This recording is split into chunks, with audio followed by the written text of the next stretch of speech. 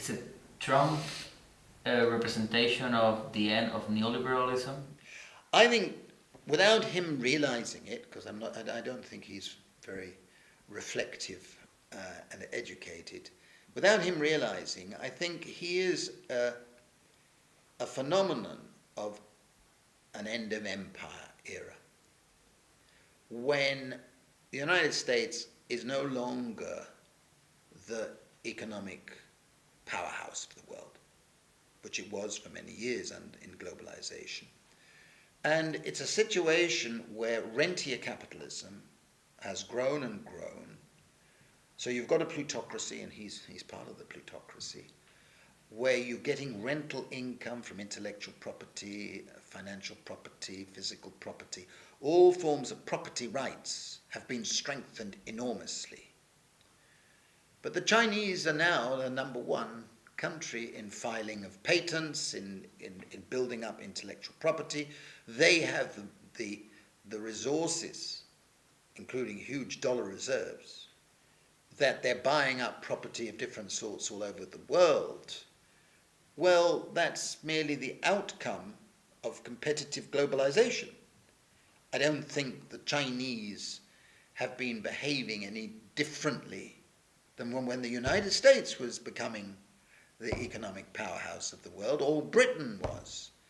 I think the rhetoric being used by the administration about China manipulating currency is nonsense. I'm an economist. It's complete nonsense.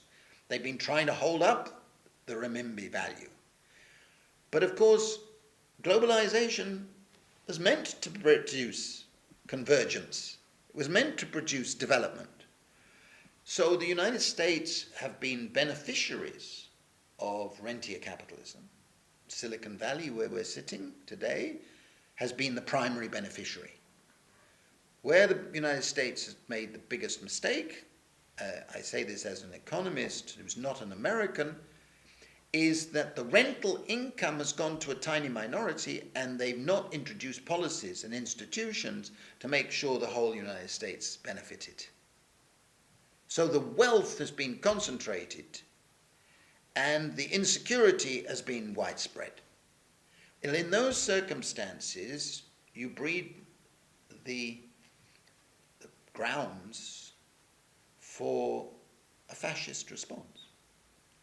Because the losers, and part of the precariat are the biggest group in those losers, will turn to an authoritarian personality who promises them yesterday, promises them to restore yesterday. He won't be able to do so. All his protectionist measures that he's doing will merely force up the costs of producing in the United States, and instead of bringing back thousands of jobs, which he thinks he will do by putting up protectionist barriers, you will see the march of the robots. Okay, because if you force up labor costs, they will accelerate automation. It's not appreciated enough by enough observers and commentators that in the last 6 or 7 years, the output in manufacturing in the United States has gone up by about 100%, nearly 100%. But the number of jobs in manufacturing has gone down by 5 million or more. So what is happening is automation. And automation will be accelerated by rising labor costs, rising other costs. Now, at the same time, what is a worrying issue is that if he does his tax reforms as he promises, lowering corporation tax, enabling corporations to bring back their billions from tax havens and so on, you will see a spurt of economic activity and growth this year, okay?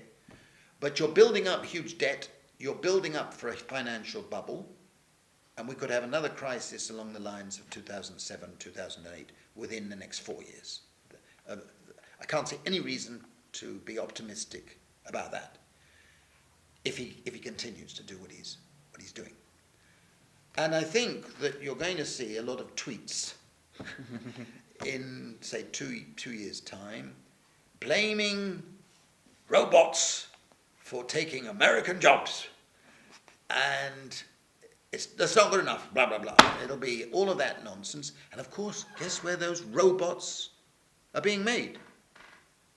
Well, Mexico, China, various other countries, Vietnam.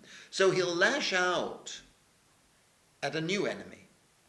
It won't be Chinese and Mexican workers taking American jobs. It'll be these Chinese robots that are taking the jobs. So, I mean, if it weren't a potential tragedy, it would be funny, because you can see the pattern emerging. What I'm really worried about is that there is no strategy, either here or anywhere else, for redistributing rental income.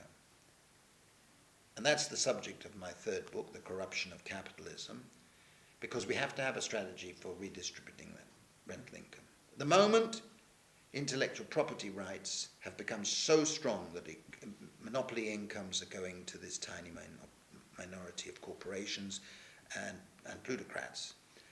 And of course, putting financiers like two people from Goldman Sachs in charge of economic policy under Trump is just continuing what's been done for the past 20 years. It's always Goldman Sachs. So, although he is a protectionist, he is a authoritarian personality, still financial capital is in charge. And that does not give us cause for optimism. The only cause for optimism is that there must be a counter movement, and it must be led by the precariat.